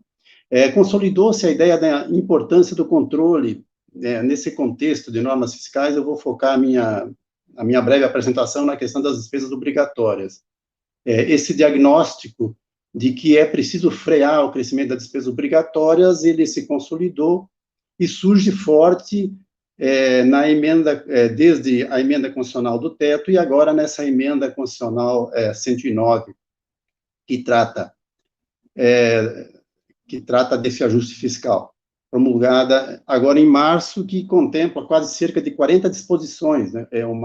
É um texto relativamente complexo e que altera tanto o texto permanente quanto o ADCT, o texto transitório da Constituição. O pano de fundo da emenda e de praticamente todas as regras fiscais é sempre o ajuste fiscal, a sustentabilidade da dívida, que sempre tende a crescer, em função das demandas sociais e em função das necessidades que são óbvias, né? Fato corriqueiro. A estratégia de controle das despesas obrigatórias, ela é ressaltada na medida em que as medidas de contenção sempre se referem à contenção, ao aumento da despesa obrigatória. existem dois enfoques importantes. Uma coisa é reduzir a atual despesa obrigatória, né? Outra coisa é não permitir que novas despesas obrigatórias sejam criadas ou aumentadas. Enfim, o ajuste fiscal previsto na emenda, ele contou também com o reforço de algumas regras que a gente chama de mecanismos fiscais, que são desencadeados a partir de três gatilhos, digamos assim. A existência de um decreto de calamidade pública, enquanto ele durar, isso aciona medidas de contenção, que são todas parecidas, nos três casos. O atingimento de uma relação de 95% na União entre as despesas chamadas obrigatórias, e a gente vai conversar um pouco sobre isso, e o teto, no caso da União, e o atingimento dessa relação entre despesa corrente e receita corrente nos estados e municípios. E eu já antecipo que nos estados e municípios, olhando 2019, já que 2020 foi atípico, essa relação já foi atingida por cerca de 36%, 37% das unidades da federação. Por que o crescimento das despesas obrigatórias tornou-se um motivo de preocupação? Isso procede? Até que ponto? Essa percepção da necessidade de conter o aumento das despesas obrigatórias, ela cresce, ela se tornou-se mais urgente a partir da regra do teto, que se viu que o teto firmado e corrigido todo ano apenas pelo IPCA, ele exprimia, o fato da existência do teto, exprimia a cada ano as despesas discricionárias, uma vez que as despesas obrigatórias cresciam acima do IPCA. Isso revelou dois constrangimentos, a redução de investimento e do funcionamento da máquina, o que se mostrou muito forte do ponto de vista da reação política esse ano. Você vê, teve uma reação, porque o teto começou a chegar num ponto que aperta muito essas duas classes de despesas, né, dentro das discricionárias. O comportamento das despesas primárias obrigatórias, olhando para trás, antes de olhar para frente, da questão da evolução das regras fiscais, a gente percebe que no início, em 2020, no ano de 2000, nos últimos 20 anos, a despesa obrigatória era de cerca de 15% do PIB e alcançou, em 2019, 20% do PIB. Ou seja, houve um acréscimo de uma fatia adicional de 5% do PIB, algo de cerca de 400 bilhões por ano. O crescimento nas últimas décadas em percentuais superiores ao aumento da receita reduziu a capacidade de investimento e obrigou e motivou também as reformas, muito importante. Bom, olhando as despesas obrigatórias, o problema está nas despesas obrigatórias, parte do problema, pelo menos, né? A gente poderia recuar, então, 20 anos e olhar como se comportou os grandes grupos de despesa. A Previdência, realmente, ela passa de 5,5% do PIB para 8,5%. Ou seja, é a maior fatia de aumento. A despesa de pessoal, ela se mantém constante em cerca de 4% do PIB. Outras despesas obrigatórias crescem também. Passam de 2,8% para 4,8%, segundo os dados do Tesouro, crescem 2% do PIB, e as discricionárias se mantêm constantes com o início de encolhimento nos anos mais recentes. Nos estados, isso na União, nos estados o grande problema são as despesas com o pessoal, né? A gente sabe, já ouviu falar muito da contabilidade criativa, existe um limite de 60%, mas, de alguma forma, a classificação das despesas com o pessoal, ela é deturpada, se coloca aquilo como outras despesas correntes, e o fato é que a despesa com o pessoal nos estados é o principal problema, mas não na União. Na União, o problema talvez seja a questão da calibragem, como falou o Jucá, do limite. O superávit primário também é importante, um elemento importante. Até 2014, ele se manteve na ordem de 2%. E depois, em função da combinação entre perda de receita e aumento de despesa obrigatória, o superávit primário foi encolhendo e inverteu. Também vale ressaltar que, mesmo quando a dívida era menor que 60% do PIB, que foi um nível considerado razoável, os juros nominais estavam elevados, né? Estavam elevados. Então, o problema é complexo, não é só a questão do montante da dívida, outros elementos entram na questão da segurança de que essa dívida, né, da garantia da solvência da dívida. Bom, a cautela com relação à criação de novas despesas obrigatórias, não só a cautela, como a proibição, a gente falou que, acionados gatilhos, haverá uma proibição da criação de novas despesas obrigatórias do aumento. Em contrapartida a essa cautela, nós temos a proteção das atuais despesas obrigatórias. Então, existe esse duplo aspecto. As despesas obrigatórias existentes ou novas são tratadas de forma oposta na legislação fiscal. Mesmo no contexto da pandemia e da calamidade pública, onde se criou um regime extraordinário, lembrando que a gente vai falar aqui de regras do regime ordinário, mas as regras do orçamento de guerra, que foi criado em 2020, do regime extraordinário, elas são diversas, mas mesmo no regime extraordinário não se pode criar despesa permanente. Daí a atenção que o legislador tem em relação a essa questão da despesa obrigatória, uma vez que ela se torna permanente e perpétua. Quanto às novas despesas obrigatórias, exige sempre a identificação dessas fontes permanentes de compensação. É a compensação ou pelo aumento permanente de receita, que é uma tarefa muito complicada, praticamente impossível. Eu não me lembro de um precedente, ou um cancelamento também de outra despesa obrigatória. Eu estou falando agora não do orçamento em si, mas das leis, das proposições que criam as despesas obrigatórias. E uma vez aprovada uma despesa obrigatória, as normas fiscais, como eu falei, se invertem, elas passam a recepcionar e proteger a integridade de todas as despesas obrigatórias, tanto na elaboração quanto na execução do orçamento. E aí falar brevemente sobre esse episódio do corte de despesas obrigatórias havido no PELOA. Foi um capítulo de confusão aí no processo orçamentário. Qual o aprendizado? Isso ganhou grande destaque, todo mundo acompanhou. O aprendizado é de que a orçamentação de despesas obrigatórias é condição que assegura uma segurança jurídica e que não há possibilidade de a União não cumprir leis e contratos a que correspondem cargos líquidos e certos, e por isso a orçamentação é obrigatória, tanto para o Executivo quanto para o Legislativo. É claro que, se houver um erro comprovado, é legítimo a correção da despesa obrigatória. Na ponta, protege-se, então, o direito adquirido dos credores da União. Aliás, as despesas obrigatórias elas são protegidas na própria execução provisória. Caso não aprovado o orçamento, as despesas obrigatórias elas podem ser executadas.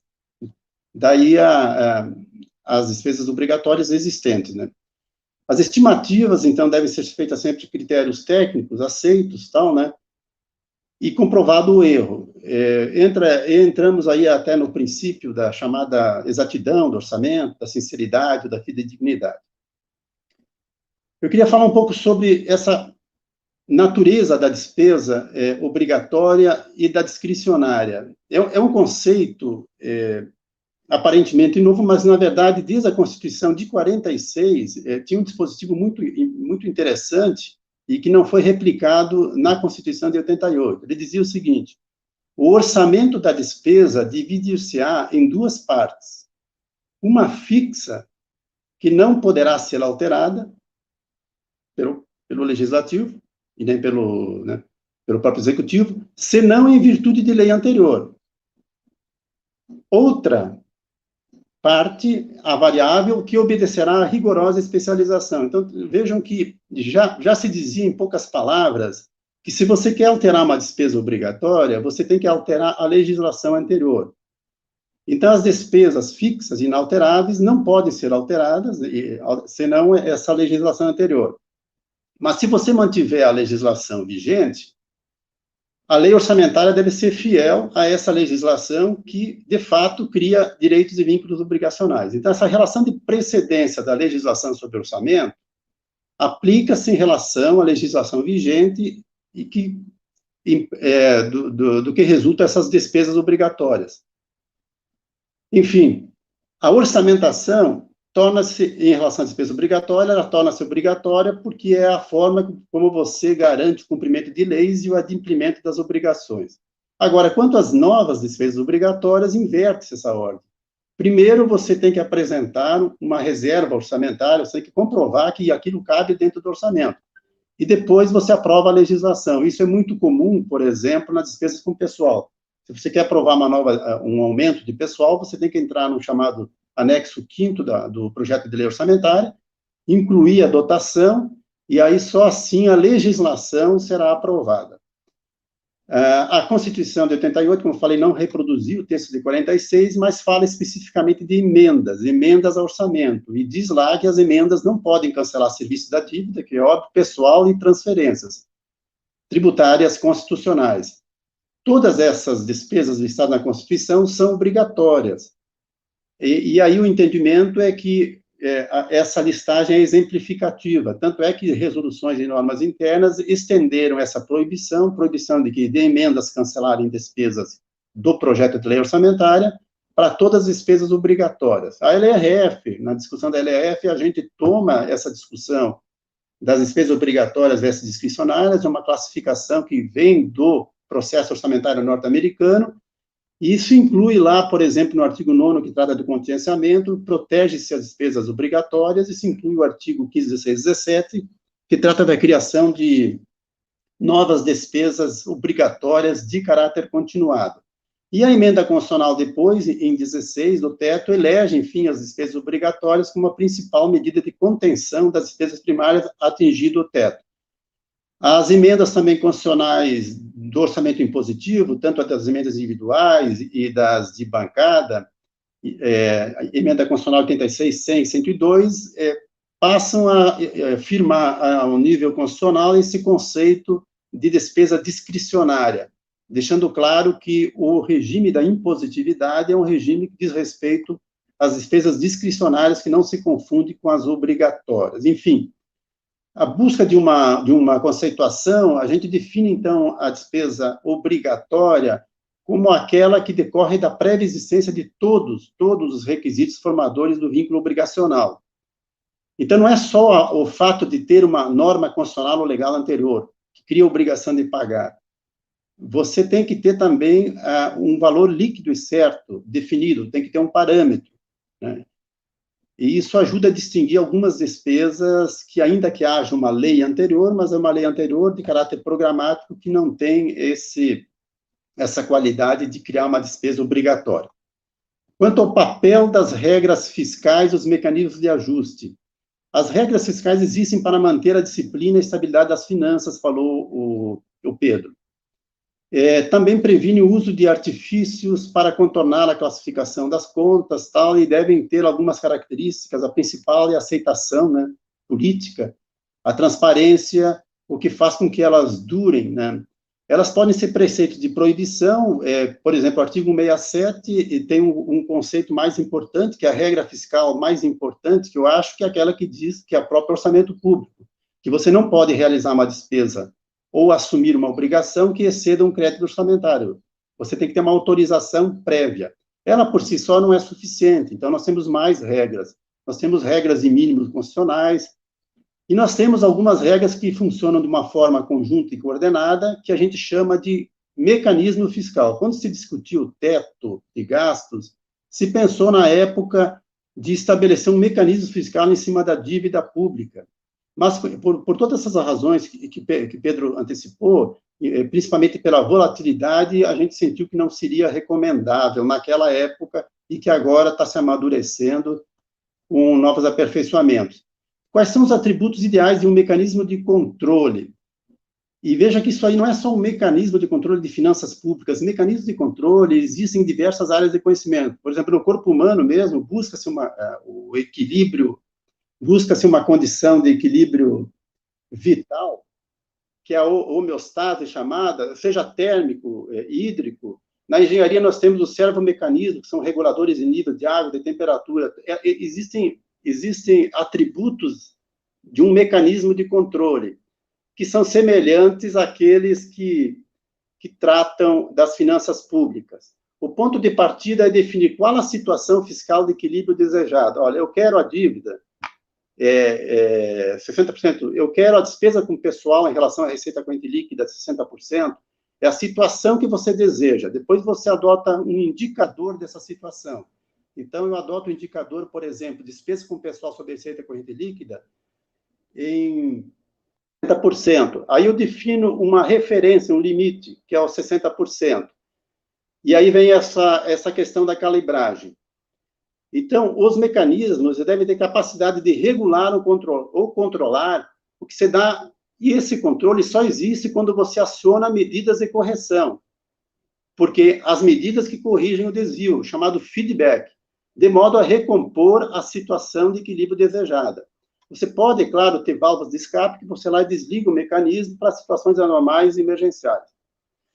Agora, em condições normais, o mecanismo é automático sempre. As medidas acionadas, todas de uma vez ou por etapas, elas devem ser capazes de corrigir esses desvios. E deve ter uma abrangência, uma amplitude, bem como uma intensidade, uma duração compatíveis com o propósito que você definiu no início. Olha, meu propósito é controlar a despesa obrigatória. Uma coisa importante que não foi falado é sanções, que, tratando-se de mecanismos que envolvem conduta humana, a sanção não se confunde com medidas de correção. Enquanto as medidas de correção atuam para corrigir uma situação fiscal, por exemplo, quando você atinge 95%, você deixa de aumentar a despesa obrigatória. Isso é uma medida de correção. Você proíbe o aumento ou a criação de nova despesa. A outra coisa é a sanção que ela se destina a punir o agente pelo descumprimento da conduta prescrita. Qual a conduta prescrita? Deixar de aumentar a despesa. Então, se ele não cumprir isso, há de se prever sanções. Diante disso, a gente pode já conhecer breve suporte teórico, a gente pode fazer algumas críticas já rapidamente nas regras, né? Por exemplo, essa regra da dívida sobre o PIB, o problema da volatilidade, como já foi falado. A regra de ouro, ela não aciona medidas de contenção. Ela tem uma válvula de escape que é política, crédito com maioria absoluta. Então, você estoura a regra de ouro em 400 bilhões, como está estourando, mas você não aciona medidas de contenção. Então, ela não se presta como um mecanismo de controle, como uma regra fiscal aperfeiçoada. A regra de ouro também não ressalva operações destinadas ao pagamento de juros. O pagamento de juros reflete encargos líquidos e certos, e pelo efeito sistêmico é impensável você quebrar a solvência aí da dívida. Então. Ele é consequência, ele não é causa, né? Limite de pessoal, limite das despesas com pessoal, a regra da LRF, o problema dela talvez seja na união a calibragem, e também essa questão, mas aí é uma questão mais de Tribunal de Contas dos estados, que é a questão da forma como são classificadas. A meta de resultado fiscal, ela também só aciona gatilhos, os gatilhos da meta são só sobre despesas discricionárias. Então, há uma deficiência também na meta de resultado fiscal. Existem também regras fiscais de controle difuso e não de montante, que são as regras de neutralidade e compensação orçamentária, dos artigos da LRF 16 e 17, cujo funcionamento depende de uma grande fiscalização, né? Nem sempre essas regras são cumpridas, né? Você tem um histórico de aprovação de proposições de renúncia de receita sem compensação e também de aumento de despesa obrigatória sem compensação. A regra de teto também já foi falado, ela sozinha não resolve o ajuste fiscal. Foi bom saber que está se pensando numa conjugação, tendo como ponto de chegada uma trajetória da dívida e trazendo a regra de teto e a regra do superávit, trazendo uma combinação delas, me parece uma boa solução. O mecanismo do teto tem essa questão também da calibragem, ele tinha um problema sério do acionamento, que só acionava com 100%, que era praticamente impossível, que trazia problemas de sanção ao administrador, e agora ela ficou calibrada em 95%, que aparentemente parece um valor um pouco elevado. Essa questão do IPCA também é um assunto bem conhecido. Enfim, já estou quase no meu... Esgotou. Já está. Encerrar. Concluindo, então, nós temos mecanismos de ajuste fiscal, né, que são uma novidade, e desencadeados na calamidade pública, que a ideia é compensar o gasto maior causado pelo combate à calamidade. As medidas são basicamente as mesmas, são aquelas da emenda constitucional 95, mais o congelamento dos repasses dos fundos constitucionais Norte, Nordeste e Centro-Oeste. E tem a medida de emergência fiscal da União, que é 95% da relação despesa obrigatória sob teto, e a dos estados. Lembrando que, nos estados e municípios, a gente fez um levantamento com base nos dados do SICONF, do Tesouro, que mostrou que 10 dos estados, pegando os dados de 2019, porque em 2020 houve um aporte de receita corrente bastante significativo da União para os estados e para os municípios, o que melhorou os índices. Então, buscando o índice de 2019, 37% 10 dos estados e 36%, que são 1.931 dos municípios, no nosso levantamento, estavam acima de 95%. Então, é isso, pessoal. Muito obrigado. Eu vou voltar um pouquinho a palavra. Eu sei que o nosso tempo está esgotado. Caso você for achar que precisa liberar a questão do contrato de Libras, a gente vai fazer só um fechamento rápido aqui interno do grupo, para as pessoas ao vivo. E puder colocar o Cosentino também, por favor. Eu acho que ficou claro que, para a gente continuar, além de outros debates que a gente vai precisar fazer tecnicamente, né, mas também de uma forma pública, tanto o Tesouro ou outros órgãos, né, que existem, promoveu a gente mesmo. Nós temos um outro evento dia 17, que é a continuação desse, ligado a esse tema, tá? De maio, tá? 17 de maio. É um outro evento ligado à emenda constitucional, ligado a teto de gastos, um pouco mais isso que a gente tratou um pouquinho aqui, aprofundando um pouco mais o tema. Eu acredito que foi bem produtivo. Isso aqui vai ser uma base, né, para discussão futura, né, para outros poderem ter acesso a esse link que vai estar disponível no site do Cefore, a gente vai divulgar também.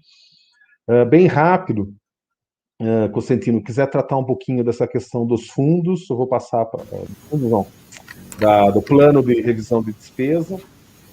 Aí os demais puder fechar o microfone, já está fechado, tá.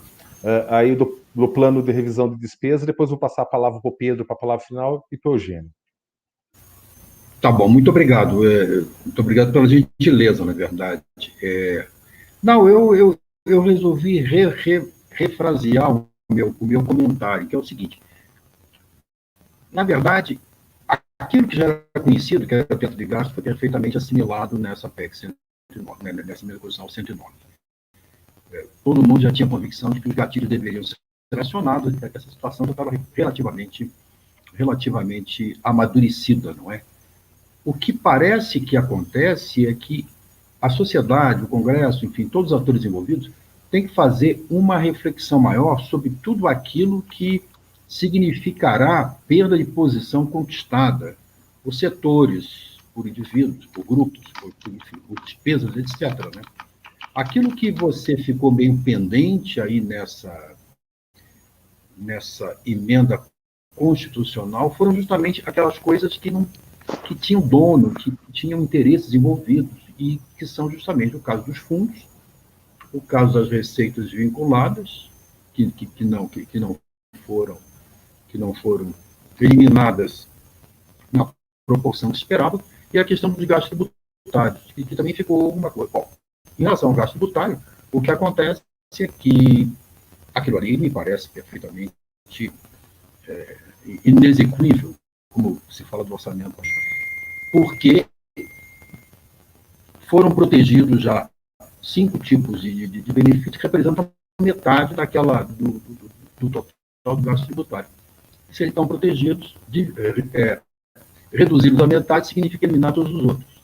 Além do mais, vai se exigir que o presidente da República, nos próximos 6 meses, providencie uma quantidade enorme de leis para conseguir ter como resultado a redução disso aí em 8 anos, né? Esses 2 pontos do PIB. Essas coisas certamente vão ter que ser debatidas com as vagar adiante. Era isso, basicamente. Pedro, se você puder fazer as considerações finais. Então, Volpe, da nossa parte, Tesouro, enfim, foi um prazer participar daqui. O secretário de Tesouro também pediu para expressar, enfim, que infelizmente teve que sair antes, né? Mas ele está aberto para discussão também, o Tesouro como um todo, enfim, a gente está sempre disposto a discutir os temas fiscais que são relevantes para o país.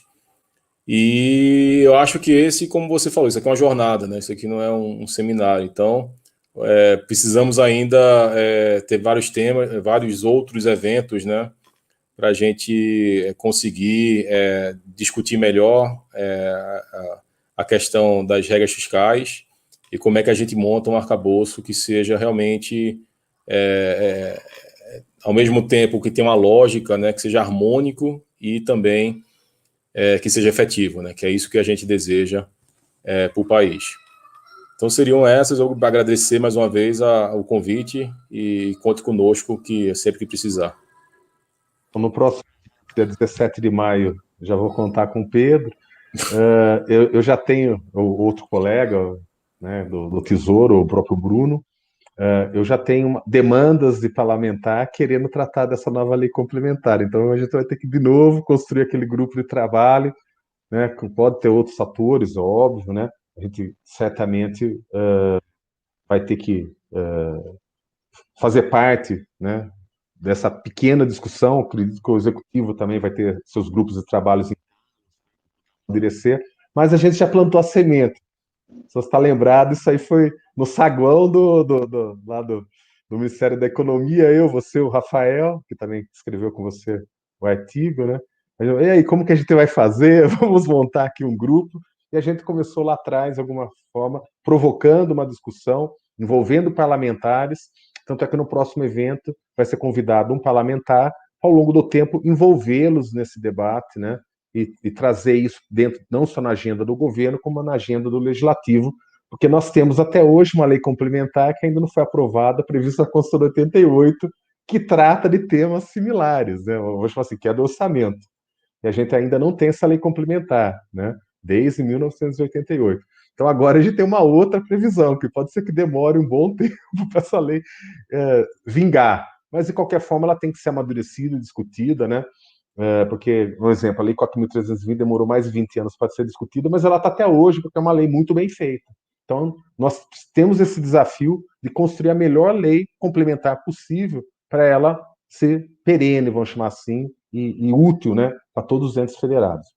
Então, Eugênio, por favor, as últimas considerações. Não, eu queria agradecer mais uma vez, dizer que essa reflexão é muito importante, essa reflexão sobre os problemas fiscais que advirão e como, passada essa tempestade, teremos melhor condição para aprofundar esse tema. Eu fiquei até assim esperançoso em poder chegar até esse 2026, 27, que vai coincidir com a alteração do método de correção, né? Seria o ideal.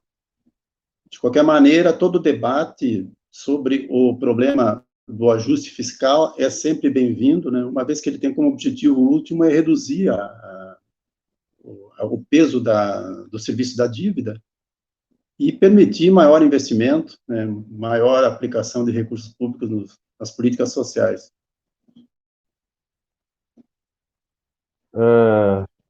Acho que a gente atingiu o objetivo, né? Extrapolamos um pouquinho o tempo, né, que a gente imaginava, mas acho que está dentro de uma boa margem de erro, né?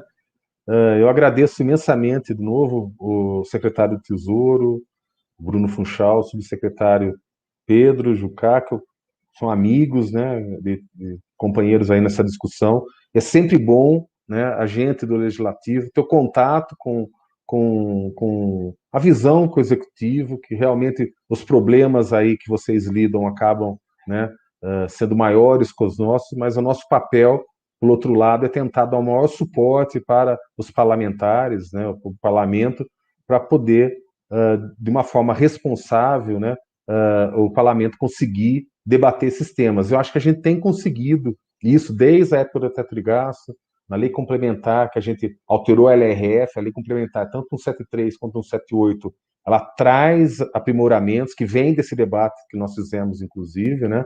Eu acredito que a gente está, desde 2016 para cá, tecnicamente, as equipes construiu bastante. Podemos ter errado também, né? Bastante nesse curso, né? Mas acho que a gente tentou, de uma forma, vamos chamar assim, bem como servidor público, construir a melhor legislação que a política permitiu, igual essa emenda constitucional. Foi o possível que o governo conseguiu, nesse momento político, construir. E novas, né, necessidades certamente surgirão para a gente conseguir construir e aprimorar esse arcabouço fiscal. Então, agradeço muito mesmo toda a equipe, Eugênio, Cosentino, que são meus braços aí, pernas e mãos, para a gente, nessas discussões que a gente tem travado internamente para colaborar um pouquinho, né, com um tijolinho nessa discussão. Então, agradeço. Até o próximo evento, então. Boa tarde a todos. Boa tarde, pessoal. Foi um prazer.